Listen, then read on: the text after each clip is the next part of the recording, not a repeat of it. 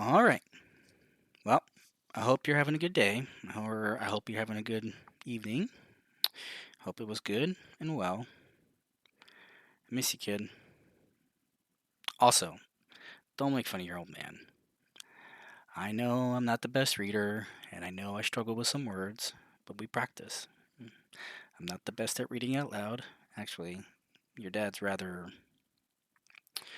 petrified of public speaking, so this is a good practice for him. Also, this book is from an English gentleman, so from Great Britain. So the words may sound a little different or even be pronounced the same but spelt differently. So, for example, laboratory. For us, it's laboratory. For them, it's laboratory. Aluminum, aluminium is how they say it in Great Britain. Schedule is how we say it. Schedule is how they say it. These are just some small little things that are different in nation to nation. English is English. American English is a little bit different than English, and even Wales English and Scottish English and etc. etc. I hope you learn the ways of the world, and I hope I can one day show you that. There's no greater knowledge than understanding culture. Not all cultures are the same.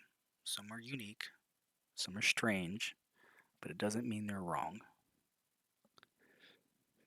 All right. So, Chapter 2: The Science of Deduction. We met next day as he had arranged and inspected the rooms at number 221B, Baker Street, of which he had spoken at our meeting. They consisted of a couple of comfortable bedrooms and a single large, airy sitting room, cheerfully furnished and illuminated by two broad windows. So desirable in every way were the apartments, and so moderate did the terms seem when divided between us, that the bargain was concluded upon the spot, and we at once entered into possession. That very evening I moved my things around from the hotel, and on the following morning Sherlock Holmes followed me with several boxes and portmanteaus. For a day or two we were busily employed in unpacking and laying out our property to the best advantage. That done, we gradually began to settle down to accommodate ourselves to our new surroundings.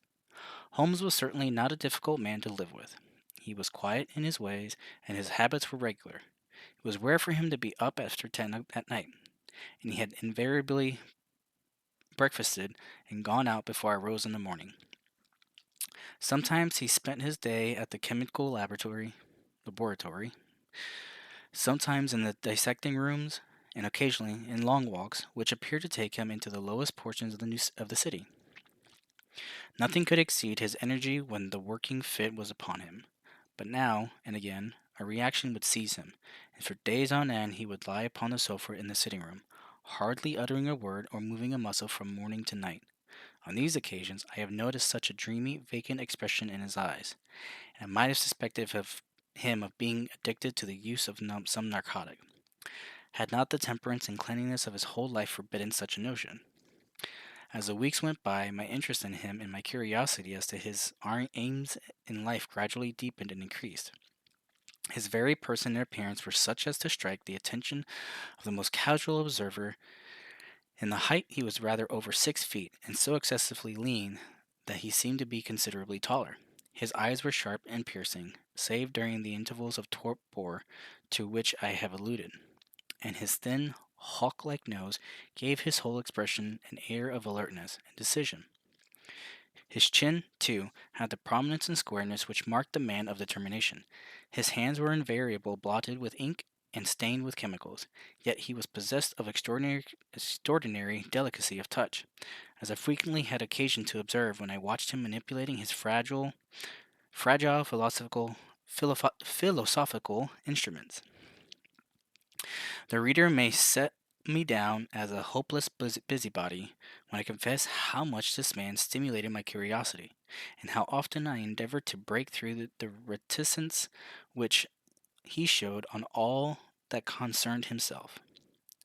Before pronouncing judgment, however, be it remembered how objectless was my life, and how little there was to engage my attention. My health forbade me from venturing out unless the weather was exceptionally genial, and I had no friends who would call upon me and break the monotony of my daily existence. Under these circumstances, I eagerly hailed the little mystery which one hung around my companion, and spent much of my time in endeavoring to unravel it. He was not studying medicine. He had himself, in reply to a question, confirmed Stanford opinions upon the point. For a degree in science or any other recognized portal which would give him an entrance into the learned world, yet his zeal for certain studies was remarkable, and with eccentric limits his knowledge was so extraordinarily ample and minute that his observations had fairly astounded me. Surely no man would work so hard or attain such precise information unless he had some def, definite end in view. Desultory readers are seldom remarkable for the exactness of their learning. No man burdens his mind with small matters unless he has some very good reason for doing so. His ignorance was as remarkable as his knowledge. Of contemporary literature, philosophy, and politics, he appeared to know next to nothing. Upon my quoting Thomas Carlyle, he inquired in a naivest way who he might be and what he had done. My surprise reached a climax, however, when I found incidentally that he was ignorant of the uh, Copernican theory and of the composition of the solar system. That any civilized human being in his 19th century should not be aware that the earth traveled round the sun appeared to be, to me, such an extraordinary fact that I could hardly realize it. You appear to be astonished, he said, smiling at my expression of surprise. Now that I do know it, I shall do my best to forget it. To forget it? You see, he explained, I consider that a man's brain originally is like a little empty attic, and you have to restock it with such furniture as you choose. A fool takes in all the lumber of every sort that he comes across, so that the knowledge which might be useful to him gets crowded out, or at best is jumbled up with a lot of other things so that he has a difficulty in laying his hands upon it. Now, the skillful workman is very careful indeed as to what he takes into his brain attic. He will have nothing but the tools which may help him in doing his work, but of these has a large assortment, and all in the most perfect order. It is a mistake to think that the little room has elastic walls and can distend to any extent. Depend upon it, there comes the time where Depend upon it, there comes a time when for every addition of knowledge you forget something that you knew before. It is of the highest importance, therefore, not to have useless facts elbowing out the useful ones. But the solar system, I protested. What the deuce is it to me? He interrupted impatiently. You say that we go around the sun. If we went around the moon, it would not make a penny worth of difference to me or to my work. I was at the point of asking him what that work might be, but something in his manner showed me that the question would be an unwelcome one. I pondered over our short conversation, however, and endeavored to draw my deductions from it. He said that he would acquire no knowledge which did not bear upon this object. Therefore, all the knowledge which he possessed was such as would be useful to him. I enumerated in my own mind all the various points upon which he has shown me that he was exceptionally well informed. I even took a pencil and jotted them down. I could not help smiling at the document when I had completed it. It ran in this way: Sherlock Holmes, his limits. 1. Knowledge of literature, nil. 2. Knowledge of philosophy, nil. 3. Knowledge, knowledge of astronomy, nil. 4.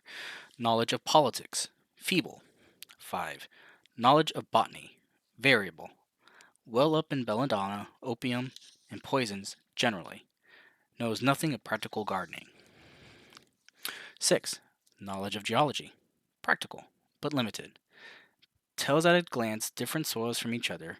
After walks has shown me splashes upon his trousers, and told me by their color and consistence in what part of London he had received them. 7. Knowledge of chemistry, profound. 8. Knowledge of anatomy, accurate, but systematic. 9. Knowledge of sensational literature, immense. He appears to know every detail of every horror perpetrated in the century. 10. Plays the violin well. 11. Is an expert single stick player, boxer, and swordsman. 12. Has a good practical knowledge of British law. When I had gotten so far in my list, I threw it into the fire in despair. If I can only find what the fellow is driving at by reconciling all these accomplishments and discovering a calling which needs them all, I said to myself, I may as well give up the attempt at once. I see that I have alluded above to his powers upon the violin. They were very remarkable, but as eccentric as all his other accomplishments. That he could play pieces and difficult pieces I knew well, because at my request he has played me some of Bendel, Mendel, Mendelssohn's Lieder and other favorites. When left to himself, however, he would seldom produce any music or attempt any recognized air. Leaning back in his armchair of an evening, he would close his eyes and scrape carelessly at the photo which was thrown across his knee. Sometimes the chords were sonorous and melancholy. Occasionally, they were fantastic and cheerful. Clearly, they reflected the thoughts which possessed him, but whether the music aided those thoughts or whether the playing was simply the result of a whim or fancy was more than I could determine. I might have rebelled against these exasperating solos had it not been that he usually terminated them by playing in a quick succession a whole series of my favorite airs as a slight compensation for the trial upon my patience. During the first week or so he had no callers, and I had begun to think that my companion was as friendless a man as I was myself. Presently, however, I found that he had many acquaintances, and those in the most different classes of society. There was one little swallow, rat-faced, dark-eyed fellow who was introduced to me as Mr. Lestrade, and who came 3 or 4 times in a single week. One morning, a young girl called, fashionably dressed, and stayed for half an hour or more. The same afternoon brought a gray-headed, seated visitor, looking like a Jew peddler, who appeared to me to be much excited, and who was closely followed by a slipshod elderly woman. On another occasion, an old white-haired gentleman had an interview with my companion, and on another railway porter in his velveteen uniform. When either of these nondescript individuals put in an appearance, Sherlock Holmes used to beg for the use of the sitting room, and I would retire to my bedroom. He always apologized to me for putting me to this inconvenience. I have to use this room for a place of business, he said, and these people are my clients. Again, I had an opportunity of asking him a point blank question, and again my delicacy prevented me from forcing another man to confide in me. I imagined at the time that he had some strong reason for not alluding to it, but he soon dispelled the idea by coming round to the subject of his own accord. It was upon the 4th of March, as I have good reason to remember, that I rose somewhat earlier than usual and found that Sherlock Holmes had not yet finished his breakfast. The landlady had become so accustomed to my late habits that my place had not been laid nor my coffee prepared. With the unreasonable petulance of mankind, I rang the bell and gave a curt intimation that I was ready, when I picked up a magazine from the table and attempted to while away the time with it, while my companion munched silently at his toast. One of the articles had a pencil marked at the heading, and I naturally began to run my eye through it. Its somewhat ambitious title was The Book of Life, and it attempted to show how much an observant man might learn by an accurate and systematic examination of all that came in his way. It struck me as being a remarkable mixture of shrewdness and of absurdity. The reasoning was close and intense, but the deductions appeared to me to be far-fetched and exaggerated. The writer claimed by a momentary expression, a twitch of a muscle, or a glance of an eye, to fathom a man's inmost thoughts. Deceit, according to him, was an impossibility in the case of one trained to observation and analysis. His conclusions were as infallible as so many propositions of Euclid. So startling would his results appear to the uninitiated that until they learned the process by which he had arrived at them, they might well consider him a necromancer. From a drop of water, said the writer, a, lo- a logician could infer the possibility of an Atlantic or a Niagara without having seen or heard of one or the other. So all life is a great chain, the nature of which is known whenever we are shown in a single link of it. Like all other arts, the science of deduction and analysis is one which can only be acquired by long and patient study, nor is life long enough to allow any mortal to attain the highest possible perfection in it. Before turning to those moral and mental aspects of the matter which present the greatest difficulties, let the inquirer begin by mastering more elementary problems. Let him, on meeting a fellow mortal, learn at a glance to distinguish the history of the man, and the trade or profession to which he belongs.